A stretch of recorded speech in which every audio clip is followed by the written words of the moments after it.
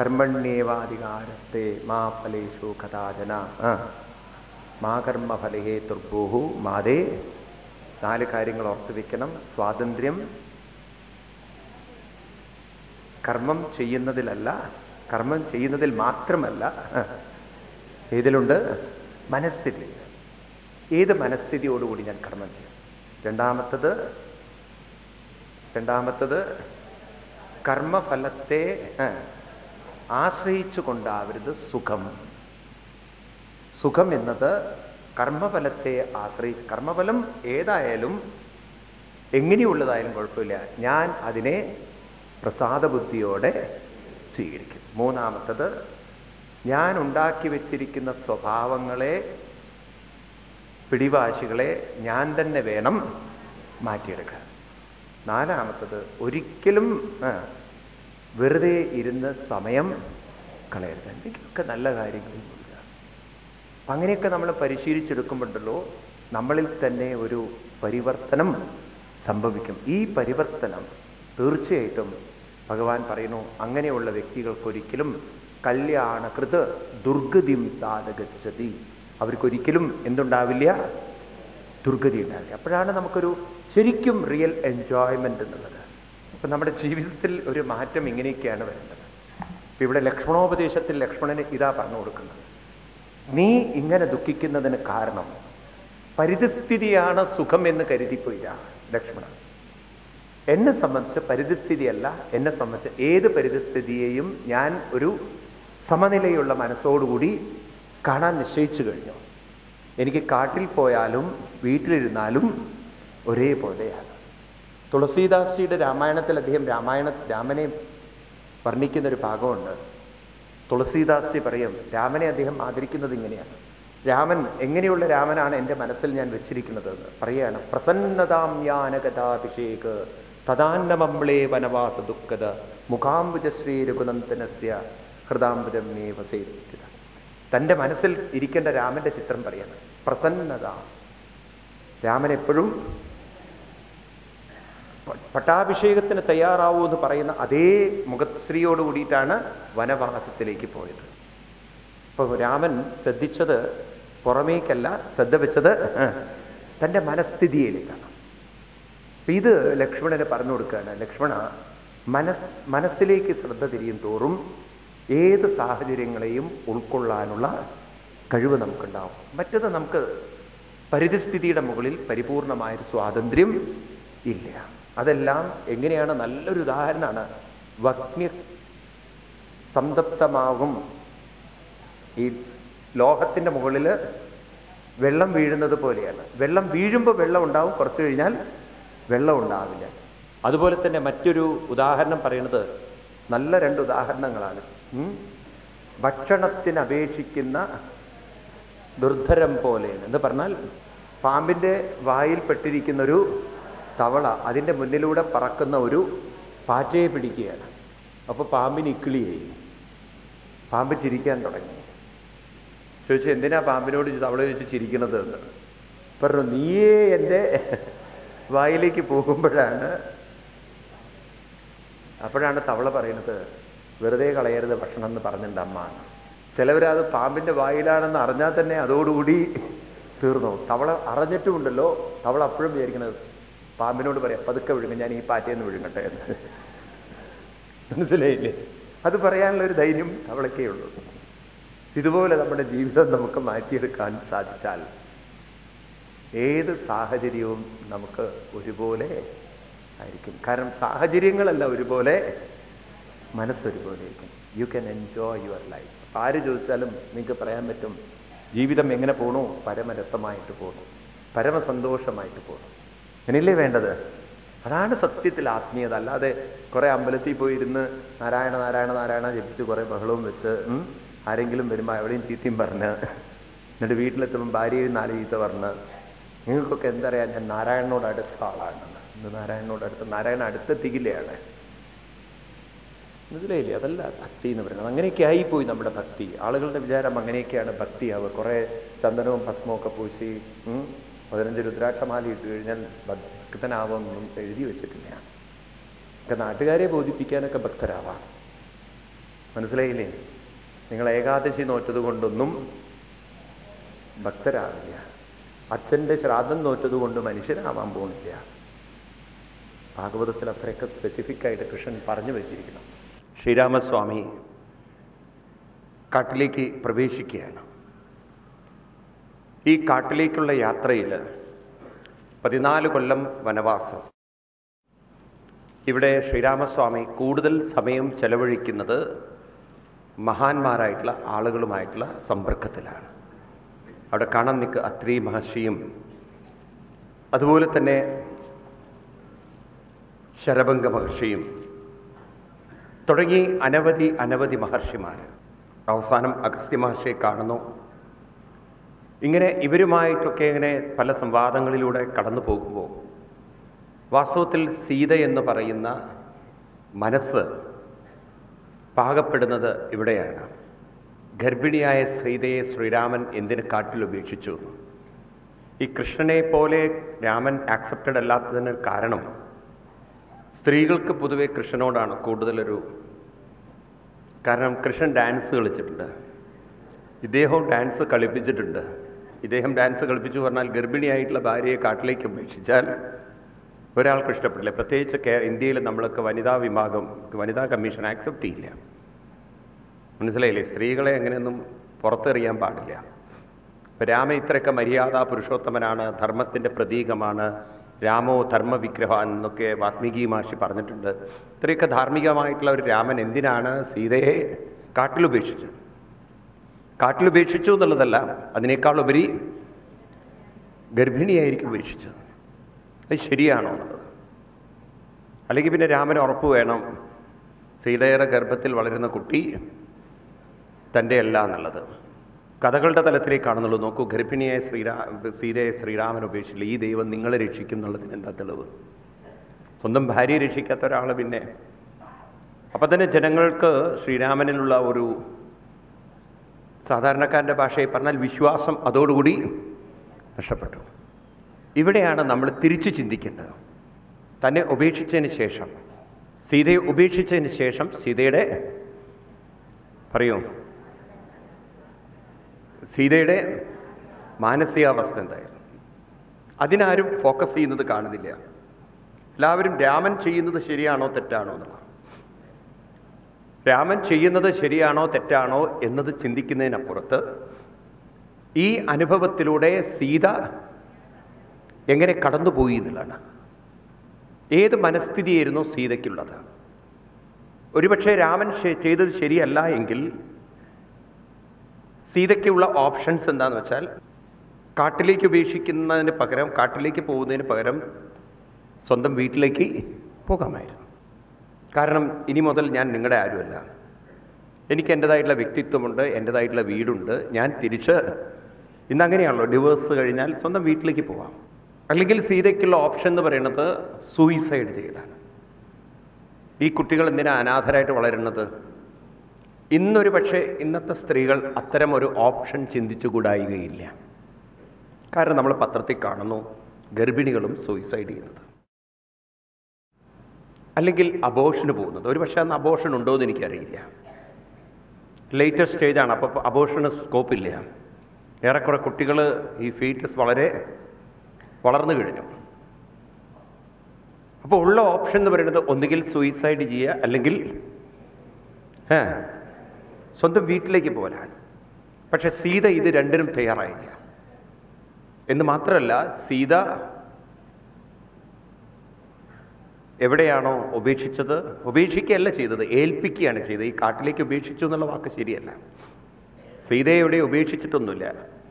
രാമൻ ലക്ഷ്മണനോട് പറയുന്നത് സീതയെ വാൽമീകിയുടെ ആശ്രമത്തിൽ ഏൽപ്പിക്കുകയാണ്. അവിടെ വരുമ്പോൾ സീതയുടെ മാനസികാവസ്ഥ രാമായണത്തിലൂടെ കടന്നു നോക്കിക്കഴിഞ്ഞാൽ കാണാം, സീത അല്പം പോലും രാമനുമായിട്ടുള്ള വേർപാടിൽ മാനസികമായി തളർന്നിട്ടില്ല. മനസ്സിലായില്ലേ? എല്ലാവരും ഫോക്കസ് ചെയ്യുന്നത് രാമൻ എന്തിന് സീത ഉപേക്ഷിച്ചു എന്നുള്ളതാണ്. പക്ഷെ നാം ഫോക്കസ് ചെയ്യേണ്ടത് ഉപേക്ഷിച്ചതിന് ശേഷം സീത മാനസികമായി തളർന്നിട്ടുണ്ട്. എനിക്ക് ഈ ഭാഗം പറയുമ്പോൾ ഓർമ്മ വരിക, ഗോപികമാരും കൃഷ്ണനും തമ്മിലുള്ള ബന്ധമാണ്. 14 വർഷം കൃഷ്ണൻ വൃന്ദാവനത്തിൽ താമസിച്ചതിന് ശേഷം ഗോപികമാരുമായി അത്രയും മാനസികമായൊരടുപ്പം. ഗോപികമാരുമായി നൃത്തമാടുന്നു വൃന്ദാവനത്തിൽ. കൃഷ്ണൻ ഗോപികമാർക്ക് അത്രയും സ്വാതന്ത്ര്യം കൊടുത്തിരുന്നു. അങ്ങനെയൊക്കെയുള്ള ഗോപികമാരുമായിട്ടുള്ള ബന്ധം വിച്ഛേദിച്ച് കൃഷ്ണൻ മധുരയിലേക്ക് പോകുമ്പോൾ ഗോപികമാര് അല്പം മാനസികമായി കൃഷ്ണന്റെ വേർപാടിൽ തളരുന്നില്ല. ഇതാണ് ഉദ്ധവർക്കായി പോയി കാണുന്നത്, ഉദ്ധവർക്ക് മനസ്സിലാക്കാൻ പറ്റുന്നത്. ഇത് സാധിക്കലാണ് ജീവിതത്തിൻ്റെ വലിയൊരു അനുഗ്രഹം എന്ന് പറയുന്നത്. എങ്ങനെ നമുക്കത് സാധിക്കും? ഒരു വേർപാടിൽ തളരാത്ത മനസ്സ് എങ്ങനെ സാധിക്കും? ഗീതയിൽ കൃഷ്ണൻ 2 ശ്ലോകങ്ങളിലൂടെ ഇത് നമ്മളെ മനസ്സിലാക്കി തരുന്നുണ്ട്. വളരെ ഗംഭീരമായ 2 ഈ കാഴ്ചപ്പാടുകൾ നമ്മൾ ഉൾക്കൊള്ളണം. അപ്പം നമ്മളും തളരില്ലേ. ഒന്നാമത്തത്, ആദ്യം നമ്മൾ തളരുന്നതിന് കാരണം വേർപാടെന്ന് പറഞ്ഞു. വേർപ്പെടുക എന്ന് പറഞ്ഞു കഴിഞ്ഞാൽ അർത്ഥം, നിങ്ങളെ സംബന്ധിച്ച് നിങ്ങൾ അർത്ഥമാക്കുന്നത്, സാധാരണക്കാരർത്ഥമാക്കുന്നത് സീത എന്ന് പറയുന്നത് ഒരു പെണ്ണാണെന്നും രാമൻ എന്ന് പറയുന്നത് ഒരു ആണാണെന്നും എന്നുള്ള തലത്തിലാണ് രാജാവ് അല്ലെങ്കിൽ ഭർത്താവ് ഭാര്യ എന്നുള്ള ബന്ധം. അപ്പം നിങ്ങൾ ആര് എന്നുള്ള ചോദ്യത്തിന് നിങ്ങൾക്ക് ഉത്തരവുണ്ടാവണം. അപ്പോഴേ നിങ്ങളെ വേർപ്പെടുത്താൻ പറ്റുമോ ഇല്ലയോ എന്നുള്ള, നിങ്ങൾ ആര്, ഈ ഐഡന്റിറ്റി ക്രൈസിസ് എന്ന് പറയും, നമ്മൾ ആരാണ്. അവിടെയാണ് കൃഷ്ണൻ നമുക്കത് കാണിച്ചു തരുന്നത്. കൃഷ്ണൻ, ഹേ അർജുന, അഹം ജാതു ന ആസം. അഹം ഞാൻ, ജാതു ഒരിക്കലും, ന ആസം ഉണ്ടാവാതിരുന്നിട്ടില്ല. ത്വം നീയും, ജാതു ന ആസം നീയും മുമ്പ് ഉണ്ടാവാതിരുന്നിട്ടില്ല. ഇപ്പോൾ നമ്മളെല്ലാം ഉണ്ട്. ഇതുപോലെ ജനാധിപന്മാരും മുമ്പുണ്ട്, ഇപ്പോഴും ഉണ്ട്. ഇനി സർവേ, എല്ലാവരും, സർവേ എന്ന് പറഞ്ഞാൽ സർവേ ഡിപ്പാർട്ട്മെന്റിൽ ജീവിക്കുന്നവരല്ല. സർവേ എന്ന് പറഞ്ഞാൽ എല്ലാവരും, അല്ലെങ്കിൽ അർത്ഥം വളരെ വ്യത്യാസമായി. സർവേ ഭവന്ത സുഖിനഃ എന്ന് പറഞ്ഞാൽ സർവേ ഡിപ്പാർട്ട്മെന്റിൽ ജോലി ചെയ്യുന്നവർക്കൊക്കെ മാത്രം സുഖമുണ്ടാവട്ടെ എന്ന്. സർവേ എന്ന് പറഞ്ഞാൽ സർവേ ഡിപ്പാർട്ട്മെന്റ്, സർവേ എന്ന് പറഞ്ഞാൽ അറിയാലോ നിങ്ങൾക്ക്, ഒരു അളക്കുന്നൊരു ഡിപ്പാർട്ട്മെന്റ് ഉണ്ട്, അവർക്കല്ല സുഖം പറഞ്ഞിരിക്കുന്നത്. സർവേ എന്ന് പറഞ്ഞാൽ സർവേ എല്ലാവരും. ന ഭവിഷ്യാമ, ഭാവിയിലും ആരും ഉണ്ടാവാതിരിക്കാൻ പോകുന്നില്ല എന്ന് പറഞ്ഞാൽ ഉണ്ടാകും അർത്ഥം. അപ്പൊ മുമ്പും ഉണ്ട്, ഇപ്പോഴുമുണ്ട്. ഈ പറയുന്നത് ശരീരത്തെക്കുറിച്ചല്ല. കാരണം ഇന്ന് നിങ്ങളുടെ കൂടെയുള്ളത് നാളെ നിങ്ങളുടെ കൂടെ വരാൻ പോകുന്നില്ല. ശൈശവമുള്ള സമയത്ത് ബാല്യം ഉണ്ടായിരുന്നില്ലേ നിങ്ങൾക്ക്? ബാല്യം വന്നപ്പോഴേക്കും ശൈശവം പോയി കഴിഞ്ഞു. കൗമാരം വന്നപ്പോഴേക്കും ബാല്യം പോയി കഴിഞ്ഞു. മധ്യവയസ്കത വരുമ്പോഴേക്കും കൗമാരവും പോയി കഴിഞ്ഞു. വാർദ്ധക്യം വരുമ്പോഴും ഈ മധ്യവയസ്കം ആണോ? ഇങ്ങനെ ഒന്നിലേക്ക് പോകും തോറും മുമ്പുള്ളത് ഇല്ലാതെ തീരുന്നുവെങ്കിൽ ഭഗവാൻ പറയുന്നത് ഏതിനെക്കുറിച്ചല്ല? ശരീരത്തെ. മുമ്പും ഉണ്ടായിരുന്നു, ഇപ്പോഴുമുണ്ട്, നാളെയുമുണ്ട്. ഇവിടെ തന്നെ നിങ്ങൾക്ക് അനുഭവമുണ്ട്. ഇന്നലെ വരെയുള്ള നിങ്ങളുടെ സ്മരണകളുള്ള മനസ്സ് ഇന്നും കൂടെയുണ്ട് എന്നുള്ളത്. തീർച്ചയായിട്ടും ഇന്ന് വരെ കൂടെ ഉണ്ടെങ്കിൽ അത് നാളെയും ഉണ്ടായിരിക്കും. ചോദ്യം വരുന്നത് ജനിച്ചതിന് ശേഷമല്ലേ മനസ്സ് കൂടെയുള്ളൂ എന്നുള്ളതാണ്. ജനിച്ചതിന് മുമ്പ് നമ്മുടെ കൂടെ മനസ്സുണ്ടായിരുന്നു എന്നുള്ളതാണ്.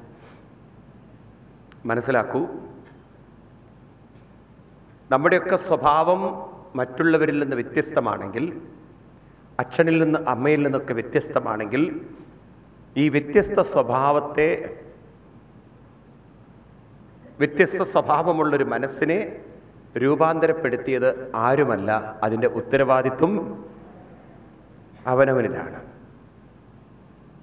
നമ്മൾക്കൊക്കെ അറിയാം, അച്ഛനമ്മമാരെത്ര സ്വാധീനിച്ചാലും നമ്മൾ വളർന്നു വരുമ്പോൾ നമ്മൾ കൊണ്ടു നടക്കുന്ന ചിന്തകളും സ്വഭാവവും അച്ഛനമ്മമാർ നമുക്ക് പകർന്നു തന്നതാവില്ല. അത് സ്വയം നമ്മൾ തിരഞ്ഞെടുക്കുന്നതാണ്. നമുക്ക് വേണമെങ്കിൽ അവരുടെ രീതിയിലും ചിന്തിക്കാം, നമ്മുടെ രീതിയിലും ചിന്തിക്കാം. പക്ഷെ കഴിയുന്നതും നമ്മൾ അവരുടെ രീതിയേക്കാൾ കൂടുതൽ സ്വീകരിക്കുക നമ്മുടെ രീതിയാണ്. ആണോ അല്ലയോ? ശരിയാണോ ഞാൻ പറയുന്നത്? 100% ഒരച്ഛനും അമ്മയും പറയുന്നത് പോലെ ഒരു കുഞ്ഞിനും വളർന്നു വരാൻ സാധ്യമല്ല. നമുക്ക് ഫ്രീഡം ഉണ്ട്, സ്വാതന്ത്ര്യമുണ്ട് തിരഞ്ഞെടുക്കാൻ. പക്ഷെ നമ്മൾ മിക്കവാറും തിരഞ്ഞെടുക്കുന്നത് നമ്മുടെ തന്നെ സ്വഭാവം, വാസനകൾക്കനുസരിച്ചുള്ള സ്വഭാവത്തിലായിരിക്കും. ഇങ്ങനെ ഒരു കാര്യം നോക്കുമ്പോൾ ഒരു കാര്യം വ്യക്തമാണ്. മറ്റുള്ളവർക്ക് നമ്മുടെ സ്വഭാവ രൂപാന്തരത്തിൽ സ്വാധീനിക്കാനുള്ള സ്വാതന്ത്ര്യം വളരെ പരിമിതമാണ്. അപ്പം നിങ്ങളുടെ സ്വഭാവം വളർത്തിയെടുത്തത് അച്ഛനും അമ്മയുമാണോ ചോദിച്ചു കഴിഞ്ഞാൽ 100% അല്ല. ആണോ അല്ലയോ? കല്യാണം കഴിഞ്ഞോ നിങ്ങൾ ഭാര്യാഭർത്താക്കന്മാരായി ജീവിക്കണോ? ഒരാൾക്ക് വേറൊരാളെ വേണമെങ്കിൽ സ്വാധീനിക്കാം, കുറേയൊക്കെ തൻ്റെ സ്വഭാവങ്ങൾ മുഴുവൻ മാറ്റാം.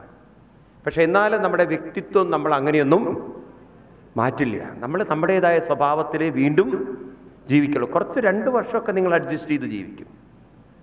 ഓക്കെ, സാരമില്ല, ബക്കറ്റ് വെള്ളം എടുക്കണോ, ചൂടാക്കി കൊടുക്കണോ, അത് ചെയ്യണോ, ഇത് ചെയ്യണോ. 3-ാമത്തെ വർഷം തുടങ്ങും നിങ്ങൾ പറയും, ഒരു കാര്യം ചെയ്യും, കുറച്ച് നേരത്തെ എണീറ്റ് എനിക്കും കൂടി ബക്കറ്റ് വെള്ളം ചൂടാക്കിക്കോളൂ.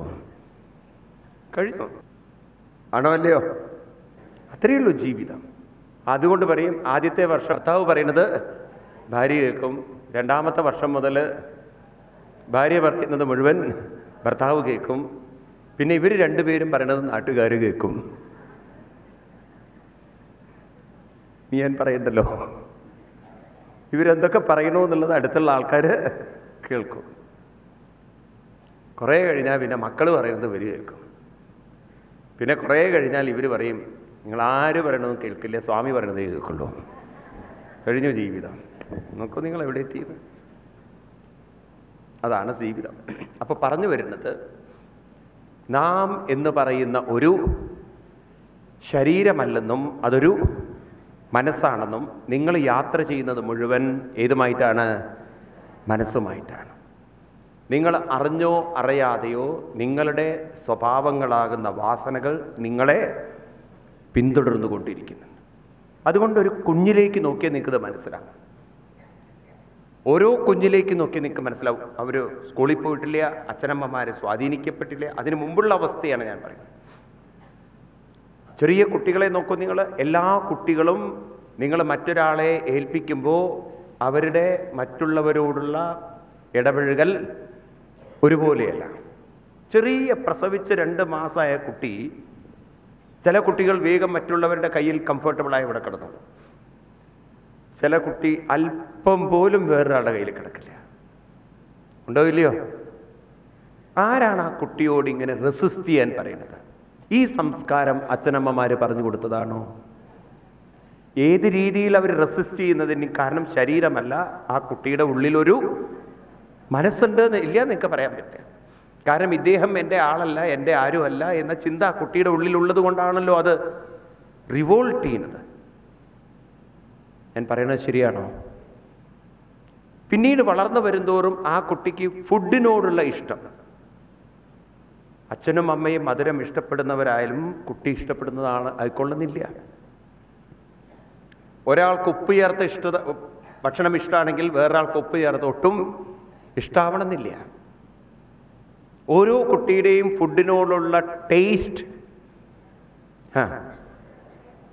വ്യത്യാസമുണ്ടോ ഇല്ലയോ? ഉണ്ട്. ഈ ടേസ്റ്റ് എവിടുന്ന് വന്നു കുട്ടികളിൽ? ഇത് അച്ഛനമ്മമാരെ പഠിപ്പിക്കുന്നതാണോ? ഈ സ്വഭാവം ഈ സ്വഭാവം അച്ഛനമ്മമാര് പഠിപ്പിച്ചതല്ല. അതുകൊണ്ട് തന്നെ നമുക്ക് ആക്സെപ്റ്റ് ചെയ്യേണ്ടിയിരിക്കുന്നു. പ്രകൃതിയുടെ നിയമം അനുസരിച്ച് anything manifest must exist earlier എന്നുള്ളൊരു തിയറി ഉണ്ട്. എന്തെങ്കിലും ഒന്ന് പ്രകടമാവുന്നു എങ്കിൽ അത് നേരത്തെ തന്നെ ഉണ്ടായിരുന്നേ പറ്റുള്ളൂ. അതായത് എക്സിസ്റ്റൻസ് മാത്രമേ മാനിഫെസ്റ്റ് ചെയ്യുള്ളൂ, പ്രസൻസ് മാത്രമേ പ്രസന്റ് ആവുകയുള്ളൂ. ആബ്സെൻസിൽ നിന്നൊരിക്കലും പ്രസൻസ് ഉണ്ടാവില്ല. പ്രകൃതിയുടെ ഏറ്റവും വലിയൊരു നിയമമാണ്. കൃഷ്ണനും ഇതാണ് പറയുന്നത്, അസത്തിൽ നിന്ന് സത്ത് വരില്ല. അസത്തിൽ നിന്ന്, ശ്രദ്ധിക്കണേ, നല്ല ശ്ലോകമാണത്. 2-ാമത്തെ അധ്യായത്തിൽ 16-ാമത് ശ്ലോകം. ഇത്രയും നല്ലൊരു ശ്ലോകം ഗീതയിൽ സയൻറ്റിഫിക്കായിട്ടൊക്കെ ഉണ്ടോ എന്ന് ചോദിച്ചു കഴിഞ്ഞാൽ ഇല്ല എന്ന് തന്നെ പറയാം. എല്ലാം സയൻറ്റിഫിക്കാണ്, എല്ലാം. പക്ഷേ ഇതൊക്കെ ഇന്നത്തെ മോഡേൺ സയൻസുമായിട്ട് വളരെ വളരെ ടാലി ചെയ്യുന്ന ശ്ലോകങ്ങളാണ്. നാസതോ വിദ്യതേ ഭാവ നാഭാവോ വിദ്യതേ സദാ ഉഭയോരപി ദൃഷ്ടോന്ത ത്വനയോ തത്വദർശിബി. എന്ന് പറഞ്ഞാൽ നെവർ, ഒരിക്കലും ഇല്ല. സംസ്കൃതത്തിൽ നഹ എന്ന് പറഞ്ഞാൽ ഞങ്ങൾ, നമ്മൾ എന്നാണ്. എന്ന് പറഞ്ഞാൽ നോ എന്നൊരർത്ഥം.